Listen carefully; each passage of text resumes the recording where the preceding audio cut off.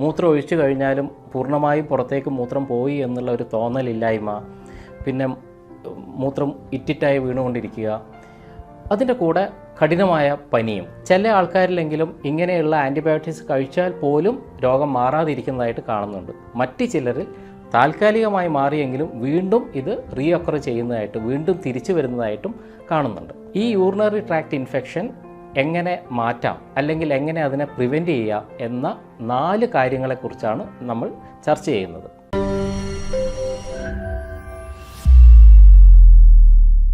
Hi, ഞാൻ doctor Shimji, CMO, പ്രകൃതി സൗഖ്യം, കാഞ്ഞങ്ങാട്.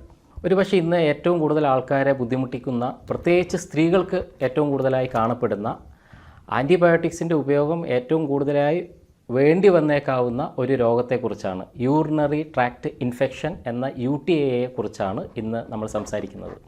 ഒരു പക്ഷേ നമ്മുടെ ക്ലിനിക്കിലേക്ക് വരുന്ന മൂത്രം ഒഴിക്കുമ്പോൾ ബുദ്ധിമുട്ട്, പ്രത്യേകിച്ച് മൂത്രം ഒഴിക്കുന്ന സമയത്ത് ഉണ്ടാകുന്ന പുകച്ചിൽ, നീറ്റൽ, അതുപോലെ അടിവയറിലുണ്ടാകുന്ന കഠിനമായ വേദന, മൂത്രം ഒഴിച്ചു കഴിഞ്ഞാലും പൂർണ്ണമായും പുറത്തേക്ക് മൂത്രം പോയി എന്നുള്ള ഒരു തോന്നലില്ലായ്മ, പിന്നെ മൂത്രം ഇറ്റിറ്റായി വീണുകൊണ്ടിരിക്കുക, അതിൻ്റെ കൂടെ കഠിനമായ പനിയും, ഇങ്ങനെയുള്ള ഫീച്ചേഴ്സുമായിട്ട് വരുന്ന ഒരാളെ തീർച്ചയായിട്ടും നമ്മൾ യൂറിൻ ടെസ്റ്റ് ചെയ്യാൻ വേണ്ടി അയക്കും. യൂറിൻ ടെസ്റ്റിൽ സാധാരണഗതിയിൽ നോക്കുന്നത് അതിനകത്ത് പസ് സെൽസ്, പഴുപ്പ് ഉണ്ടോ എന്നുള്ളതാണ്. കൂടുതലായിട്ട് പസ് സെൽസ് ഉണ്ടെങ്കിൽ നമ്മൾ തീർച്ചയായിട്ടും വീണ്ടും ആ യൂറിനെ കൾച്ചർ ചെയ്യാൻ വേണ്ടി അയക്കും. കൾച്ചർ ചെയ്യുന്നത് ഏത് തരത്തിൽപ്പെട്ട ബാക്ടീരിയയാണ് ഈ പറയുന്ന യൂറിനറി ട്രാക്ട് ഇൻഫെക്ഷൻ ഉണ്ടാക്കിയത് എന്ന് മനസ്സിലാക്കാൻ വേണ്ടിയിട്ടാണ്.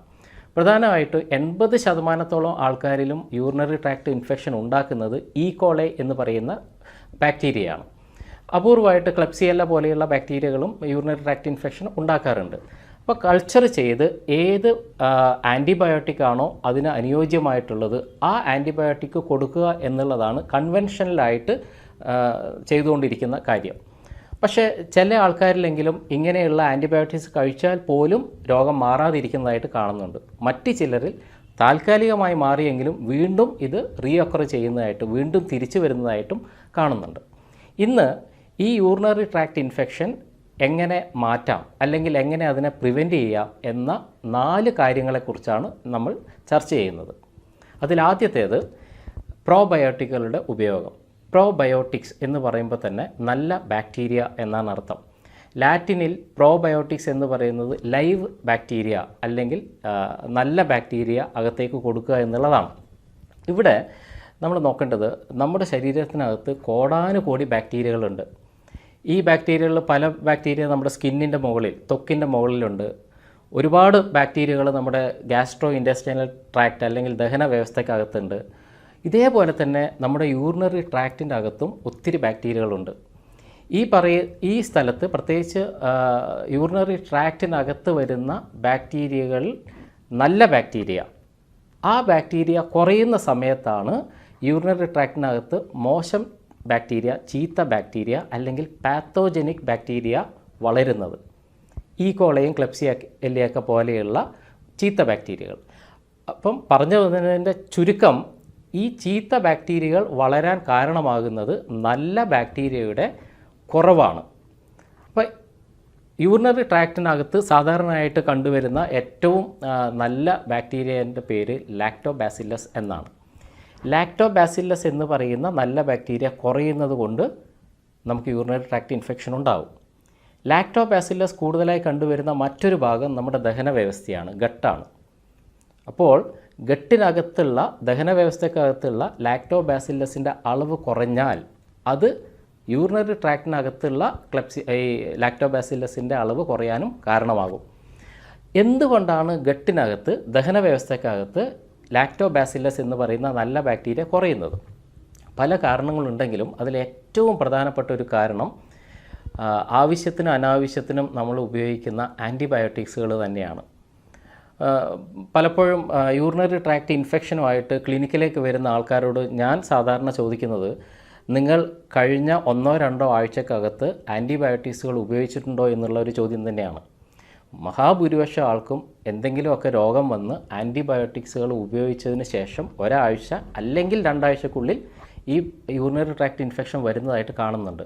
കാരണം നമ്മൾ ഉപയോഗിക്കുന്ന ചില മരുന്നുകൾ നമ്മുടെ ശരീരത്തിനകത്തുള്ള ലാക്ടോബാസില്ലസ് എന്ന നല്ല ബാക്ടീരിയയെ കൊന്നുകളയും.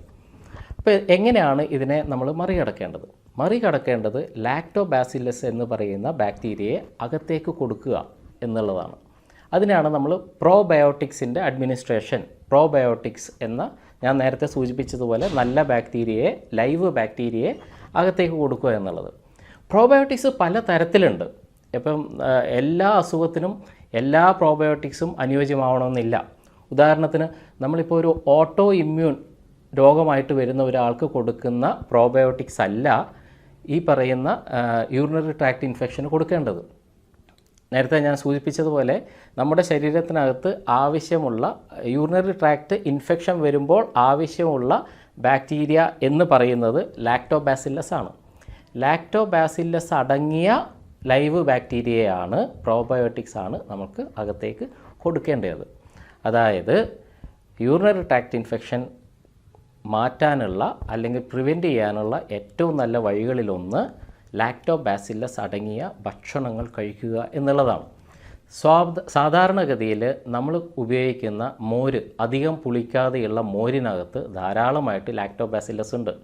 അപ്പം മോര് നന്നായിട്ട് കുടിക്കുക, പ്രത്യേകിച്ച് ജിഞ്ചർ, ഇഞ്ചിയൊക്കെ ചേർത്ത് നമ്മൾ പണ്ട് മോരിൻ വെള്ളമുണ്ടാക്കി സംഭാരമൊക്കെ ഉണ്ടാക്കിയ പോലെ ധാരാളം കഴിക്കുക എന്നുള്ളതും യൂറിനറി ട്രാക്ട് ഇൻഫെക്ഷൻ പ്രിവെൻറ്റ് ചെയ്യാനും മാറ്റാനും വളരെ വലിയ അളവിൽ സഹായിക്കുന്നുണ്ട്. അതുപോലെ ഇപ്പം മാർക്കറ്റിലൊക്കെ കിട്ടുന്ന, നിങ്ങളൊരു പക്ഷേ കണ്ടിരിക്കാം, കമ്പൂച്ചി എന്നൊക്കെ പറയുന്ന ഹെൽത്ത് ഡ്രിങ്ക്സ്.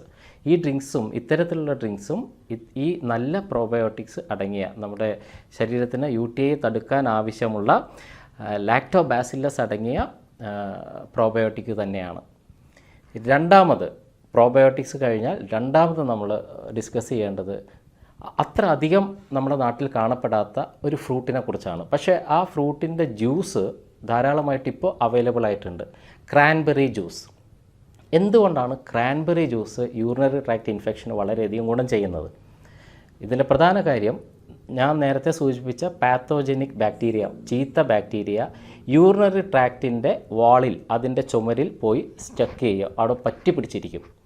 ഈ പറ്റി പിടിച്ച പാത്തോജനിക് ബാക്ടീരിയയെ പുറത്തേക്ക് കളയാൻ വേണ്ടി, ഈ അഡഷൻ, ഈ പറ്റൽ മാറ്റാൻ വേണ്ടി സഹായിക്കുന്ന വളരെ പ്രധാനപ്പെട്ട ഒരു ഘടകം ക്രാൻബെറി ജ്യൂസിനകത്തുണ്ട്. അതുകൊണ്ട് പ്രത്യേകിച്ച് യൂറിനറി ട്രാക്ട് ഇൻഫെക്ഷൻ ഉള്ള സമയങ്ങളിൽ ക്രാൻബെറി ജ്യൂസ് ഉപയോഗിക്കുന്നതും വളരെ ഗുണപ്രദമായിട്ട് കണ്ടിട്ടുണ്ട്. മൂന്നാമത്, നമ്മുടെ ഭക്ഷണവുമായി ബന്ധപ്പെട്ടിട്ടുള്ള ഒരു കാര്യമാണ് പറയാനുള്ളത്. നമ്മൾ ഭക്ഷണത്തിൽ സാധാരണയായി ധാരാളമായിട്ട് ഉപയോഗിക്കുന്ന ഒരു കാര്യമാണ് പഞ്ചസാര, വൈറ്റ് ഷുഗർ. നമ്മളെല്ലാവരും മനസ്സിലാക്കിയതുപോലെ ബാക്ടീരിയകൾ, പ്രത്യേകിച്ച് പാത്തോജനിക് ബാക്ടീരിയകൾ, മോശം ബാക്ടീരിയകൾ ഏറ്റവും കൂടുതൽ ഫ്ലറിഷ് ചെയ്യുന്നത്, വളർച്ച പ്രാപിക്കുന്നത് ഷുഗർ മീഡിയത്തിലാണ്. അപ്പോൾ ശരീരത്തിനകത്ത് നമ്മൾ കൊടുക്കുന്ന ഷുഗർ, വൈറ്റ് ഷുഗർ, പഞ്ചസാര, ഒരു പരിധിവരെ കാർബോഹൈഡ്രേറ്റ്സ് നമ്മുടെ ശരീരത്തിനകത്തുള്ള ഈ മോശം ബാക്ടീരിയ, ചീത്ത ബാക്ടീരിയയുടെ വളർച്ചയെ സഹായിക്കും. അതുകൊണ്ട് യൂറിനറി ട്രാക്ട് ഇൻഫെക്ഷൻ ഉള്ള ആൾക്കാർ തീർച്ചയായിട്ടും ഈ പറയുന്ന പഞ്ചസാരയെ പൂർണ്ണമായിട്ടും കുറച്ച് നാളുകളിലേക്ക് ഉപേക്ഷിക്കേണ്ടതാണ്. എൻ്റെ ക്ലിനിക്കിൽ സാധാരണ വരുന്ന, ഞങ്ങളുടെ ടീം സാധാരണ പറയാറുള്ളത്, വൈറ്റ് ഡിസ്ചാർജ് അല്ലെങ്കിൽ യൂറിനറി ട്രാക്ട് ഇൻഫെക്ഷനുമായിട്ട് വരുന്ന ആൾക്കാരോട് പറയും, ഒരു 21 ഡേയ്സ് ഷുഗർ ചലഞ്ച്, 21 ദിവസം പൂർണ്ണമായിട്ടും പഞ്ചസാര ഒഴിവാക്കാൻ വേണ്ടി പറയാറുണ്ട്. ഇത് അതേ രീതിയിൽ ഉൾക്കൊള്ളുന്ന ആൾക്കാർ, 21 ദിവസം ഈ പറയുന്ന പഞ്ചസാര പൂർണ്ണമായിട്ട് ഒഴിവാക്കിയ ആൾക്കാർക്ക് വളരെ ഡ്രാസ്റ്റിക് ആയിട്ടുള്ള ചേഞ്ചാണ് ഈ രോഗത്തിൽ ഉണ്ടായി വരുന്നത്. അതായത് വൈറ്റ് ഡിസ്ചാർജും യൂറിനറി ട്രാക്ട് ഇൻഫെക്ഷനും വളരെ ഡ്രാസ്റ്റിക് ആയിട്ട് അവർക്ക് മാറുന്നതായിട്ട് കണ്ടിട്ടുണ്ട്. അപ്പോൾ തീർച്ചയായിട്ടും പഞ്ചസാര ഒഴിവാക്കേണ്ടതും, ഈ പ്രത്യേകിച്ച് യൂറിനറി ട്രാക്ട് ഇൻഫെക്ഷൻ ഉള്ള സമയത്ത് ഒഴിവാക്കേണ്ടതും വളരെ ആവശ്യമായ കാര്യം തന്നെയാണ്. നാലാമത്തതാണെങ്കിലും ഏറ്റവും പ്രധാനപ്പെട്ട ഒരു കാര്യം, നമ്മളെല്ലാം നോട്ടീസ് ചെയ്തിട്ടുണ്ടാവും, പലപ്പോഴും വെയിലത്ത് പോവുക, കഠിനമായി അധ്വാനിക്കുക, ഒത്തിരി വേർപ്പ് ശരീരത്തിൽ നിന്ന് നഷ്ടപ്പെട്ട് കഴിഞ്ഞാൽ മൂത്രത്തിൻ്റെ കളർ മാറുന്നതായിട്ട് നമുക്ക് കാണാം. അതായത് പലപ്പോഴും അതാണ് യൂറിനറി ട്രാക്ട് ഇൻഫെക്ഷനിലേക്ക് നയിക്കാനുള്ള ഒരു പ്രധാന കാര്യം.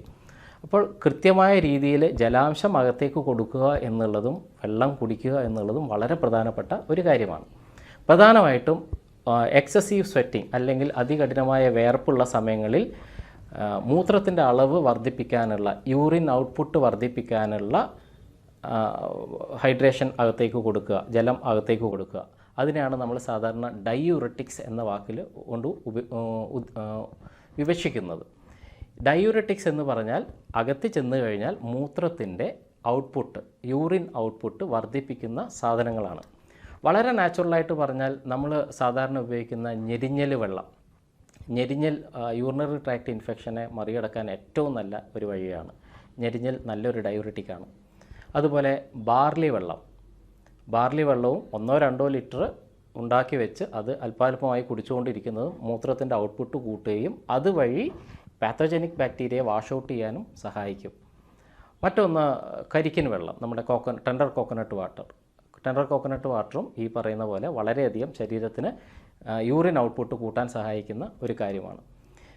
പണ്ട് കാലം മുതൽ തന്നെ പാരമ്പര്യമായിട്ട് പലരും പറഞ്ഞു വരുന്ന ഒരു കാര്യം, മൂത്രത്തിന് എന്തെങ്കിലും ബുദ്ധിമുട്ടുണ്ടെങ്കിൽ തഴുതാമ ഇട്ട് തിളപ്പിച്ച വെള്ളം കുടിക്കണം എന്നാണ്. അപ്പോൾ തഴുതാമ എന്ന് പറയുന്നതും വളരെ നല്ലൊരു ഡയൂററ്റിക്കാണ്. അപ്പോൾ ഈ പറയുന്ന ഡയൂററ്റുകൾ അടങ്ങിയ വെള്ളം ധാരാളമായിട്ട് കുടിക്കുന്നതും യൂറിനറി ട്രാക്ട് ഇൻഫെക്ഷൻ ഉള്ള സമയത്ത് അതിനെ മറികടക്കാൻ ഏറ്റവും സഹായിക്കുന്നതാണ്. ഈ പറഞ്ഞ 4 കണ്ടൻസിനെ ഒന്നിച്ച് പറയുകയാണെങ്കിൽ PSCW എന്ന് പറയാം. PSC നമുക്ക് ഓർക്കാൻ പറ്റും. W ഫോർ വുമൺ, കാരണം ലേഡീസിലാണ് ഇത് അധികം കാണുന്നത്. P ഫോർ പ്രോബയോട്ടിക്സ്, നല്ല ബാക്ടീരിയ, ലാക്ടോബാസില്ലസ് അടങ്ങിയ നല്ല ബാക്ടീരിയ, അത് അകത്തേക്ക് കൊടുക്കുക. S ഫോർ ഷുഗർലെസ്, അതായത് പഞ്ചസാര പൂർണ്ണമായിട്ടും കുറച്ച് നാളത്തേക്ക് ഒഴിവാക്കുക. C ഫോർ ക്രാൻബെറി ജ്യൂസ്, പ്രത്യേകിച്ച് യൂറിനറി ട്രാക്ട് ഇൻഫെക്ഷൻ ഉള്ള സമയത്ത് ക്രാൻബെറി ജ്യൂസ് ഉപയോഗിക്കുക. W ഫോർ വാട്ടർ ഇൻടേക്ക്, ജലാംശം ധാരാളമായിട്ട് അകത്തേക്ക് കൊടുക്കുക, പ്രത്യേകിച്ച് ഡയൂററ്റിക്സ് കൊടുക്കുക. ഈ 4 കാര്യങ്ങൾ കൃത്യമായി ചെയ്യുക വഴി ഒരു വലിയ പരിധിവരെ നിങ്ങൾക്ക് യൂറിനറി ട്രാക്ട് ഇൻഫെക്ഷൻ വരാതിരിക്കാനും വന്ന യൂറിനറി ട്രാക്ട് ഇൻഫെക്ഷനെ മറികടക്കാനും സാധിക്കും. കൂടുതൽ ഹെൽത്ത് ടിപ്പുമായി അടുത്ത വീഡിയോയിൽ കാണുന്നത് വരെ എല്ലാവർക്കും നന്ദി.